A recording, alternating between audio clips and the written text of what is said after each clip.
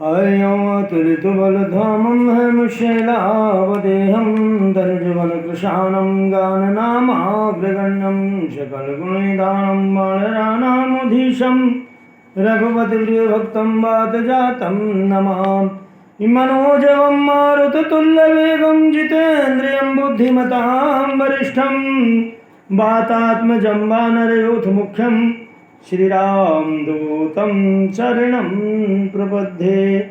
श्रीरामदूतं शरणं प्रपद्ये। श्री राधे मेरी स्वामिनी और मैं राधे जी को दास, जन्म जन्म मोहि दीजियो श्री वृंदावन को वास।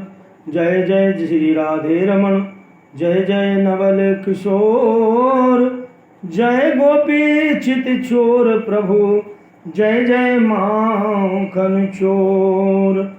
यम ब्रजंत मनुपेतम वेदकृत्यम द्वैपायनो बृहकातरयाजुहावा, पुत्रेति तन्मयतया तरणोऽभिनन्दो तं सर्वभूतहृदयं मुनिमानतोऽस्मि।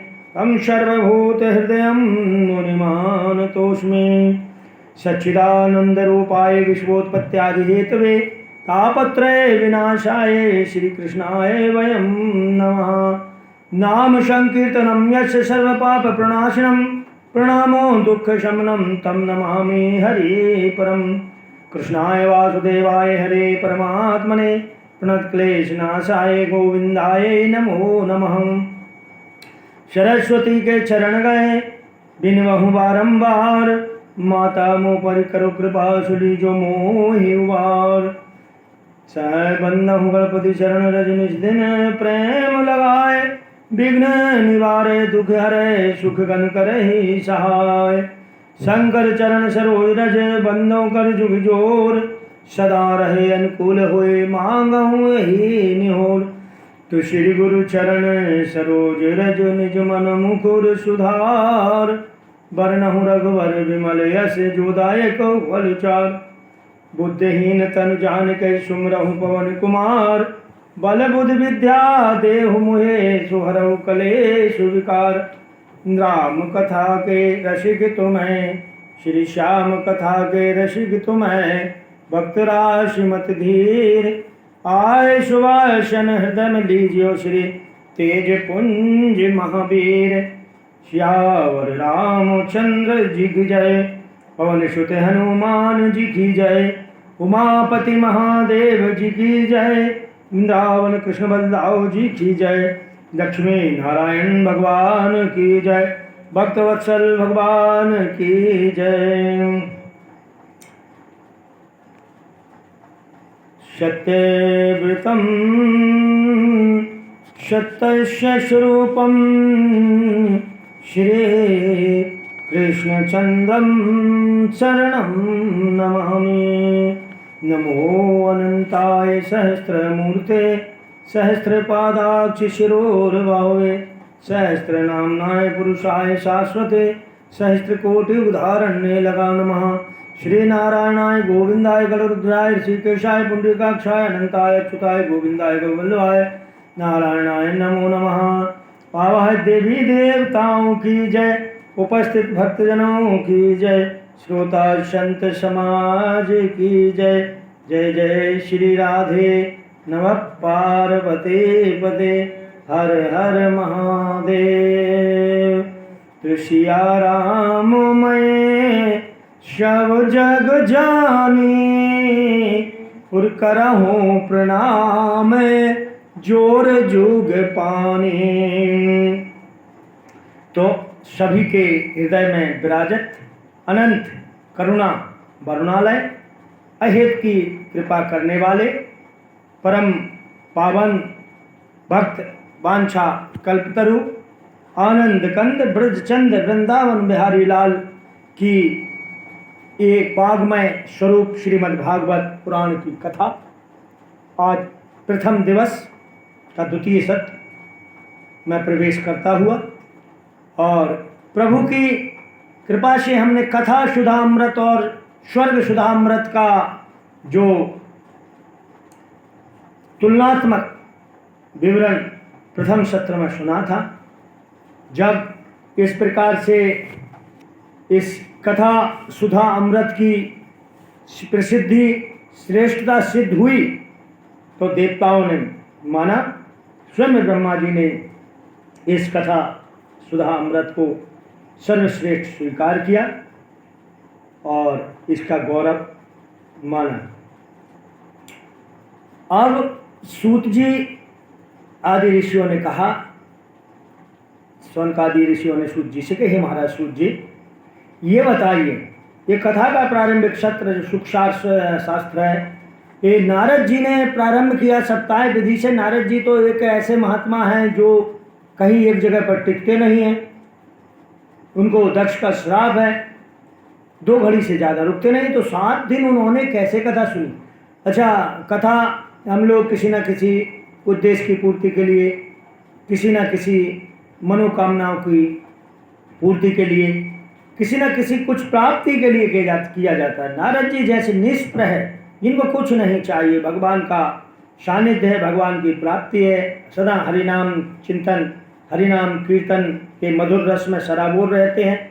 फिर ऐसे नारद जी को क्या जरूरत पड़ी जो इस कथा को किया।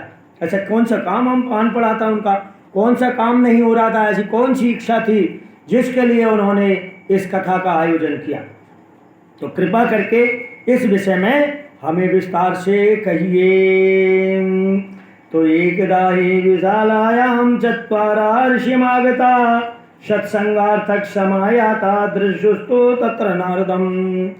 सूत जी कहने लगे कि सुनिए ऋषियों, एक बार की बात है, विशालाया यानी बद्री विशाल भगवान में, बद्रीनाथ धाम में, हिमालय के क्षेत्र में चत्वार ऋषियों, 4 ऋषि। 4 ऋषि कौन? सनत कुमार, सनक, सनंदन, सनातन, शनकादिक ऋषि ने बोला जाता है। ये सृष्टि के सबसे अग्रज हैं।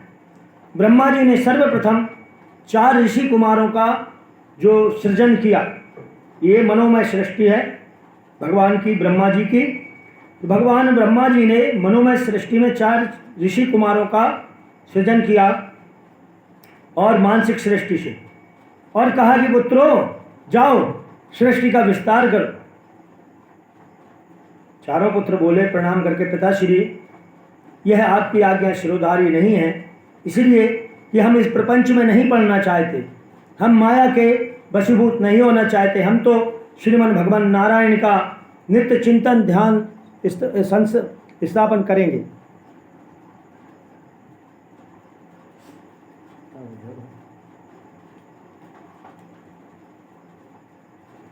ऐसा कुछ गड़बड़ा हुआ, चली गई माइक का हिल गया, तो आएगा तो ठीक है। ऐसा चिंतन करते हुए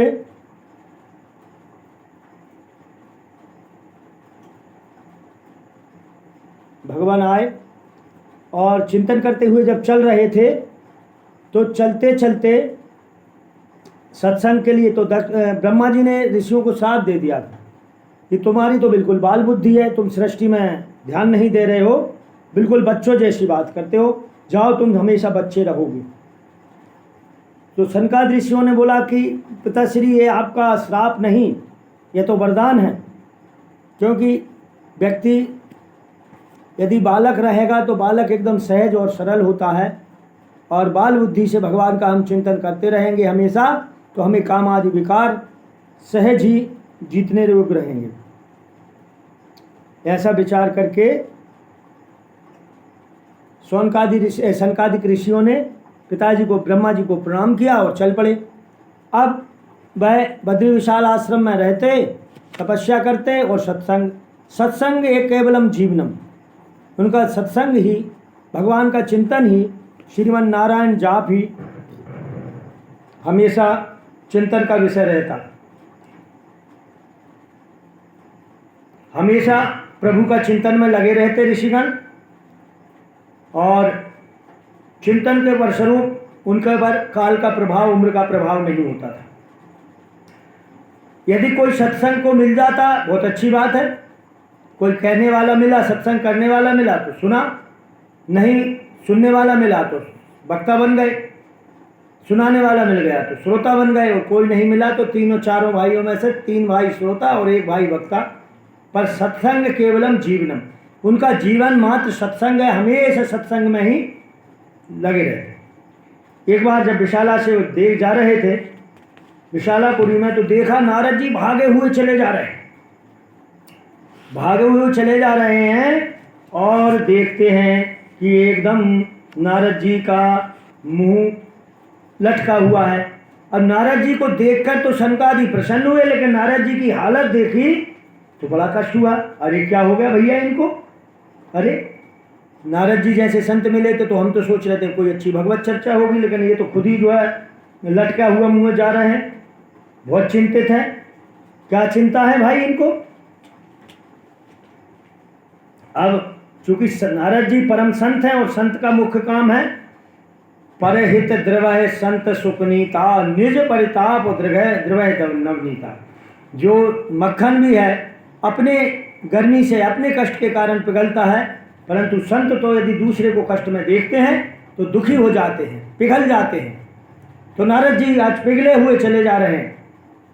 क्या बात है, समाज के चिंता है, स्वार्थ नहीं, समाज का कल्याण, समाज की भलाई के लिए नारद जी चिंतित हैं। नारद जी को चिंतित देखा तो शौनकादिक ऋषियों को बड़ा आश्चर्य हुआ। पूछने लगे नारद जी से, कथम ब्रह्मदेन मुखा कुतश्चिंतातुरो भवान त्वरितं गम्यते कुत्रं कुतस्य गमनं तव इदानीं शून्यचित्तो अचिगतरिक्तो यथा जना तावेद मुक्ति संगस्यम नोचितम बद कारणम। तो भो ब्राह्मण दीनमुखी कथम दीनमुखी, हे ब्राह्मण, हे महामुनि, हे ऋषि, आप इस प्रकार लटके हुए मुंह लेके क्यों घूम रहे हो? क्यों दुखी हो रहे हो? आपका चेहरा इतना दुर्दास क्यों है? आपको ऐसी कौन सी चिंता है भाई? किस चिंता में डूबे हो? और ये कहाँ भागे चले जा रहे हो? कहाँ से भागे भागे आ रहे हो? बताओ। ऐसा देखकर आपको लग रहा है आपका मुंह कि गतवित्तो यथा जना, जैसे कोई बड़ा कंजूस व्यक्ति हो और इसका सारा का सारा धन हरण हो जाए, चला जाए। अरे संत महापुरुष तो धन क्या जानते हैं? हमारो धन राधे, हमारो धन राधे, राधे राधे राधे परम धन राधे। संतों का धन तो ऐसा है, ऐसा धन है। मीरा जी कहते हैं, पायो जी मैंने राम रतन धन पायो, पायो जी मैंने राम रतन धन पायो। कैसा धन है कि चोर न लूटे, इसको चोर नहीं लूटता है, कोई ना लेवे, उसको कोई नहीं ले सकता है, और खर्च भी नहीं होता कि खर्च ना हो वह चोर न लूटे। दिन दिन बढ़ते सवायो, पायो जी मैंने राम रतन धन पायो। तो संतों का धन तो ऐसा होता है, उनका तो कोई लूट नहीं सकता, और यदि कोई लेता है तो और बढ़ता है। तो भैया क्या बात है, बताइए क्यों मुँह लटकाए हो? अरे संसारियों को समस्या सताती हैं, आपको तो कोई संसारी नहीं है, आपने तो कहीं घर भी नहीं बनाया, किसी प्रकार की कोई चिंता भी नहीं है। तो भैया जिनके पास एक झोंपड़ी भी नहीं है उन्हें काहे की चिंता? आप ऐसे चिंतातर होकर क्यों जा रहे हो? आप बदस स्वदुखस्य कारणम, अपने इस चिंता का कारण कहिए। नोचितम, उचित नहीं है आपके लिए इस तरह दुखी होना, भागना। बद कारणम, कारण कहो। तब नारद जी कहने लगे, नारद जी ने अपने चारों अग्रजों को, चारों भाइयों को प्रणाम किया। अब क्या प्रणाम किया? कहने लगे कि भैया, नारद जी कहने लगे कि भाइयों सुनो, मैं आपको अपनी समस्या सुनाता हूँ। मैं इस संसार में क्या कर रहा था? सत्संग की इच्छा से घूम रहा था। क्या? सत्संग के लिए। जब सत्संग के लिए इस संसार में घूम रहा था तो घूमते घूमते मैं इस संसार में आया तो क्या देखता? संसार में तो भैया कहीं शांति नहीं है। संसार में जिधर देखो बस समस्या ही समस्या, परेशान ही परेशानी। कि सत्यम नास्ति तपः नास्ति शौचम दयान दानम न विद्यते। ना तो संसार में सत्य है, ना पवित्रता है, ना तपस्या है, ना दान है। और मात पिता बाल कहीं बुलावहीं, उधर भरे सोही धर्म सिखावै। धर्म क्या रह गया इस संसार में? धर्म रह गया है कि जिससे पालन पोषण हो, पेट भरा जा सके, कमाई की जा सके, वही धर्म है।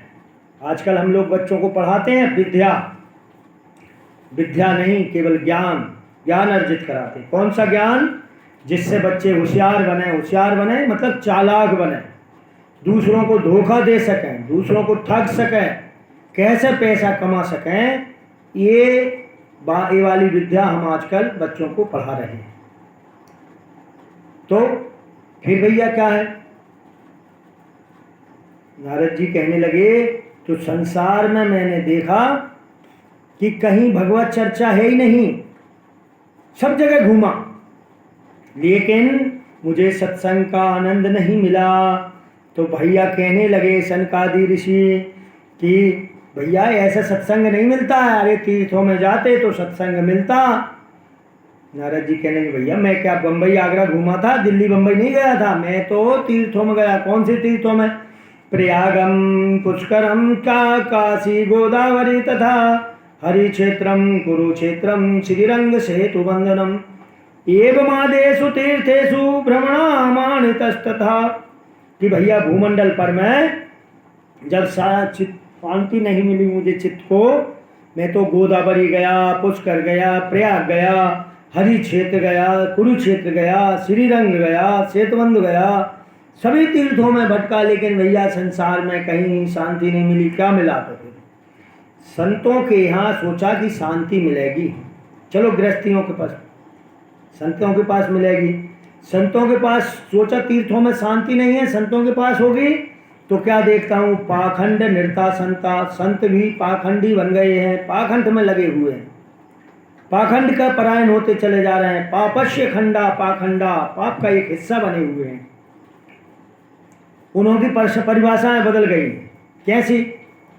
पूछो ये बंगला किसका है? तो भैया त्यागी जी, नाम है त्यागी जी, बहुत बड़े त्यागी जी महाराज हैं, लेकिन बंगला बना रहे हैं, आश्रम विशाल बना रहे हैं, संग्रह, नाम त्यागी और संग्रह। देखा भाई ये बच्चे किसके हैं? बोले ब्रह्मचारी जी के हैं। ब्रह्मचारी जी और बच्चों की लाइन लगी हुई है। और हल्ला गुल्ला कहाँ हो रहा है इतना? बोला मौनी बाबा के आश्रम में, नाम है मौनी बाबा आश्रम में, और लगा हुआ चिल्ला चोट मची हुई है। तो भैया बड़ी विचित्र स्थिति है। और कैसा हो गया कि तपसी धनवंत दरिद्र ग्रही, तपसी धनवंत दरिद्र ग्रही, काली को तक ताते न जाते कहीं। भैया महात्मा लोग तो धनवान, ऐश्वर्यवान, गाड़ी बंगला, आह क्या क्या चीज है, ऐसे तो तपस्वी हो रहे हैं जो महात्मा जी, महंत श्रीमान। और बेचारे गृहस्थ जिनके 4 बच्चे हैं लेकिन खाने के लिए भी मुश्किल हो रहा है, गृहस्थ गरीब हो रहे हैं। तो इस कलयुग का तो कुछ कहा नहीं जा सकता है भैया। तो फिर जो पहले था, जो महात्मा जितना विरक्त होता था, जितना अकिंचन होता था, जिसके पास कुछ भी नहीं होता था एक लंगोटी के सिवा, वो उतना श्रेष्ठ महात्मा माना जाता था भैया। आजकल तो जिसके पास जितना ठाट बाट, आश्रम, चेले, गाड़ी बंगले, भैया उतना वही महात्मा श्रेष्ठ माना जाता है। अब मैंने देखा तो मेरा चित्त और उदास हो गया।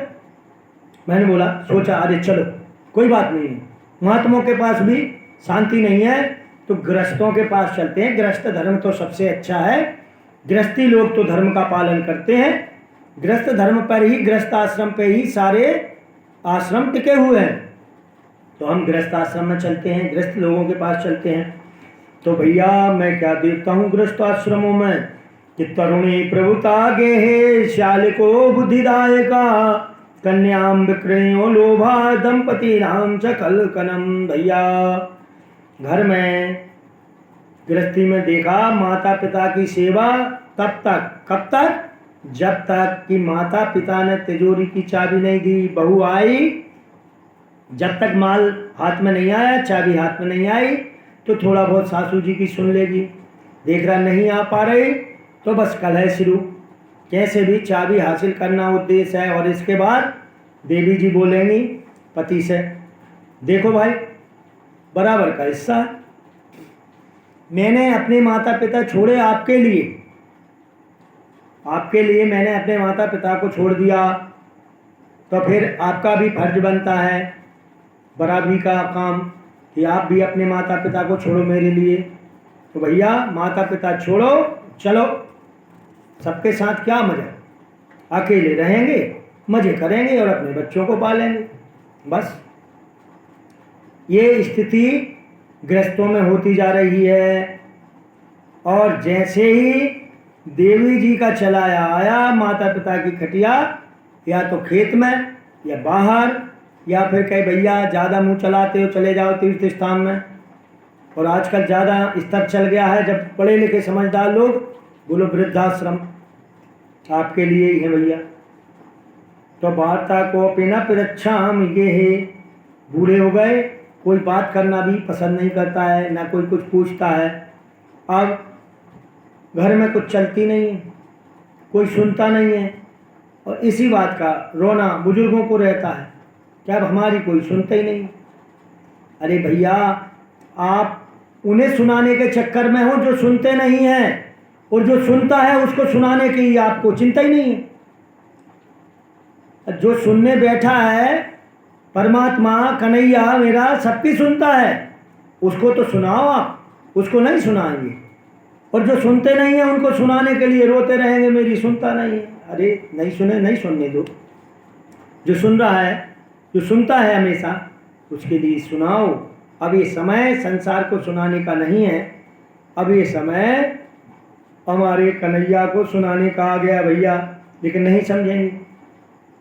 तो भैया यदि कोई सलाह लेने की इच्छा हो, कोई सलाह लेने का कोई ज़रूरत पड़े, तो भैया सियाल को बुद्धिदाय का सलाह देने वाले सलाहकार कौन होंगे? साले साहब से पूछेंगे, साले साहब आएंगे सलाह देने के लिए, साले साहब की सलाह मानी जाएगी।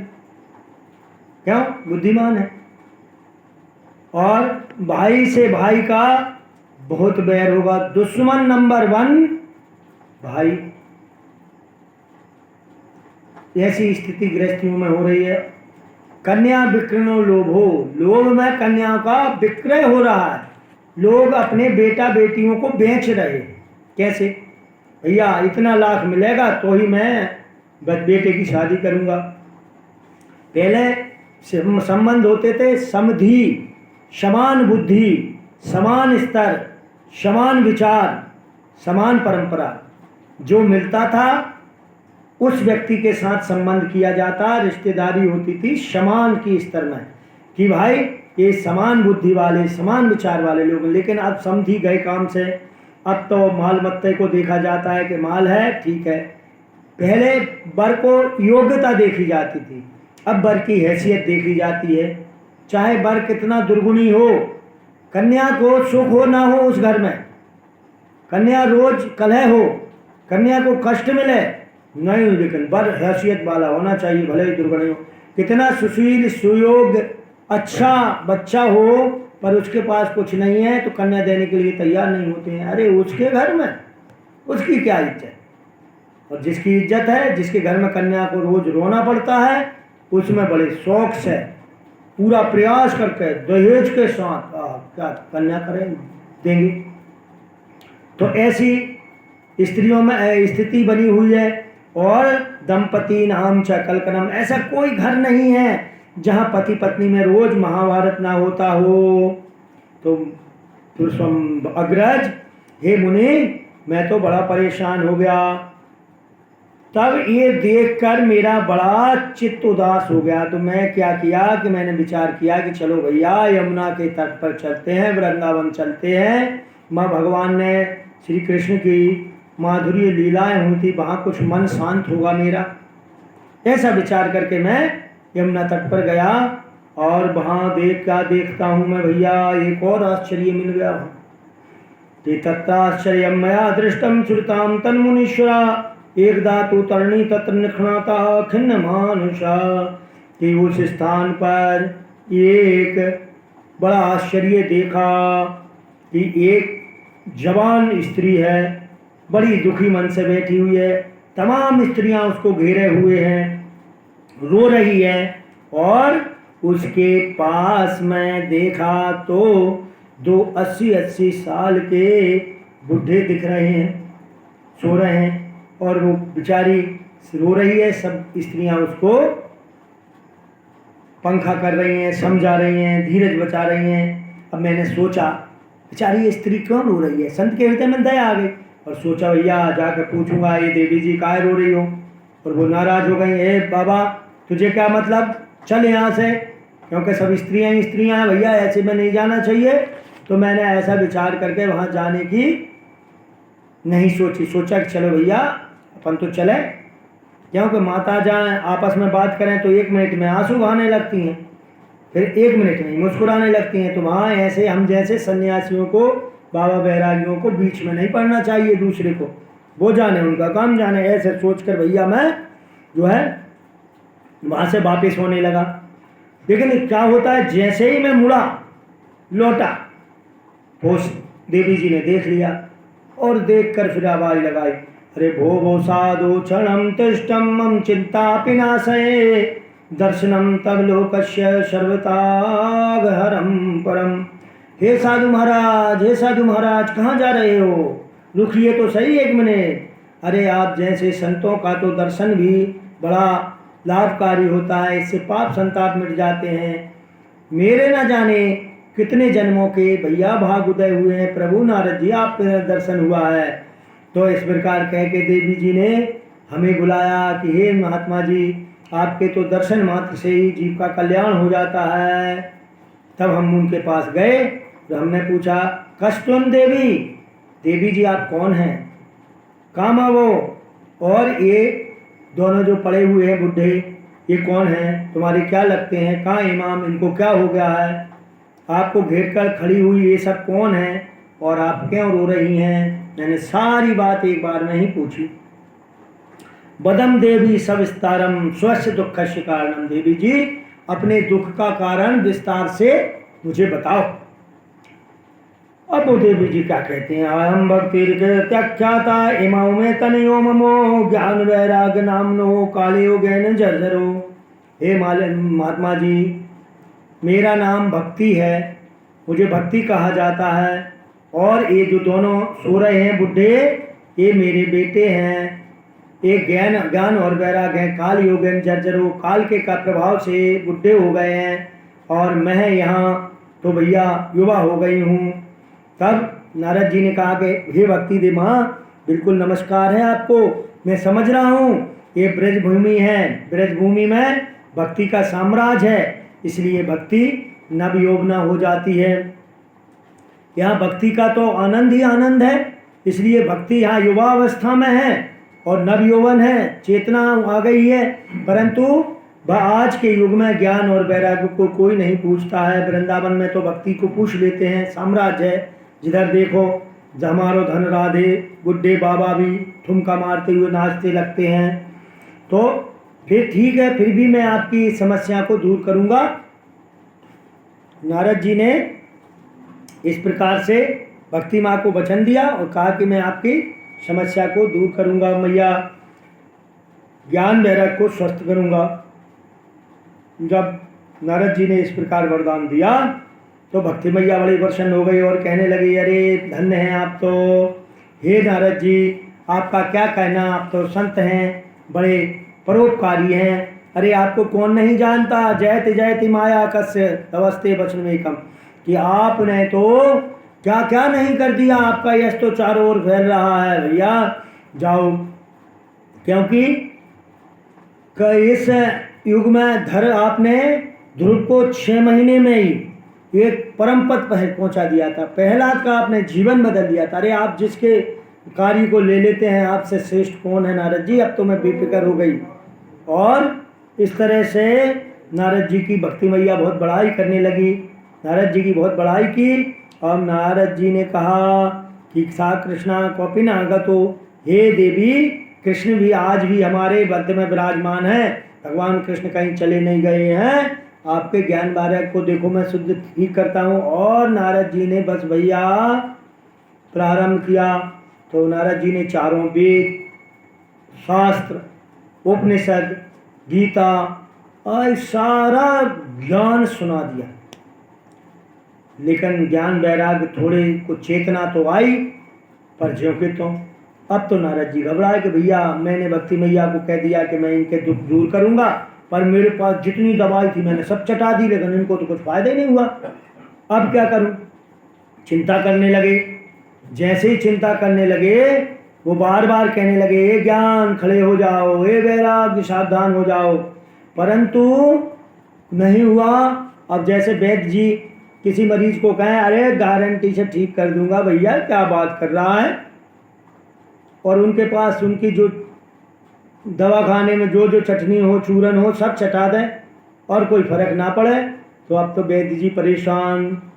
अब चिंता करने लगे। तब तक आकाशवाणी हुई, व्योमवाणी तदय भूत्वा ऋषिखिन्न माध्यमिति उद्यमेन सफलेस्तुम भविष्यन्ति न संशया कि हे ऋषि परेशान मत होइए, प्रयास कीजिए, आप जरूर सफल होंगे। एदर्थम तु सत्कर्मम सुरस्य तत्समाचर, हे देव ऋषि इनके लिए सत्कर्म करिए। अब भैया सत्कर्म तो कहने लगे, हे भगवान ये कौन सा सत्कर्म करना है, कौन सा सत्कर्म किया जाए, बताओ तो सही। तो आकाशवाणी हुई, कह किसी मुनियों से पूछो, किसी विद्वानों से पूछो, किसी संत से पूछो, जो संत आपको बतलाएंगे। अब सत्कर्म करो और संत बतलाएगा। अब ना दवाई का नाम ना डॉक्टर का नाम कि कौन सी दवाई देना है या कौन सा डॉक्टर बताएगा। अब नारद जी परेशान। तो भैया चले, बोले चलो संतों के पास चलते हैं। तो नारद जी संतों के पास चले तो जो महात्मा मिलता उसको प्रणाम करते और कहते कि भैया बतलाइए सत्कर्म किसे कहते हैं। और छोटे मोटे महात्मा तो नारद जी के हाथ जोड़ लेते कि हे नारद जी भैया तुम तो ब्रह्मा जी के पुत्र हो, तुम्हारे समान कौन है, तुम्हारी तो ब्रह्मांड में गति है, आप तो सब जानते हो, भगवान नारायण के निकट निवासी हो, हमेशा भगवान से मिलते हो, तो आपको जब सत्कर्म के बारे में पता नहीं है तो हम कैसे जान सकते हैं भैया, हम तो छोटे मोटे हैं। और कुछ लोग जो अपने आप को बड़े महात्मा समझते थे तो भैया इन्होंने क्या किया, आश्रम छोड़कर चले गए साइड में कि महाराज जी कहाँ है, कहने लगे अभी तो यात्रा पे गए हुए हैं, अभी नहीं मिल सकते। कोई साधना में बैठ गया मौन होकर, मौनी भूतवा तिष्ठे, मौन होकर बैठ गया कि ताकि कहने के अरे महाराज बता तो देते हमारे गुरुजी, पर गुरुजी का तो मौन चल रहा है। ऐसे अपनी इज्जत बचाने के लिए अब जैसे कोई बहुत बड़ा डॉक्टर हो, स्पेशलिस्ट हो ब्रेन का, और उसका सिर दर्द हो रहा हो तो कोई डॉक्टर से पूछे भैया मेरा सिर दर्द हो रहा है दवाई बताओ, तो वो कहेगा भैया आप तो ब्रेन के, आप तो दिमाग के, मस्तिष्क के स्पेशलिस्ट हैं और आपका सिर दर्द, तो भैया हम क्या जाना क्या हो रहा है, तो नहीं बता पाता है। ऐसे ही सारे महात्मा कोई मौनीभूत हो गए, कोई आश्रम छोड़कर चले गए, किसी ने हाथ जोड़ लिया भैया। अब नारद जी परेशान, महाराज अब मैं इसी चक्कर में आ रहा था कि बद्री विशाल में भगवान नर नारायण रहते हैं तो वहीं से कुछ मुझे उपाय मिलेगा। तो अच्छा रहा आप मिल गए, अब आप भैया आप मिल गए, अब आप ही बताइए कि क्या सत्कर्म किया जाए, कैसे उनकी चिंता दूर की जाए, ज्ञान वैराग्य को स्वस्थ कैसा किया जाए। बस इतनी बात सुनी तो दोनों चारों सनत कुमार सनकादिक ऋषि हंसने लगे। अरे नारद भैया इतनी सी बात, अरे इसमें कौन सी समस्या भैया, ये कोई खास बात नहीं है, इसको तो साधारण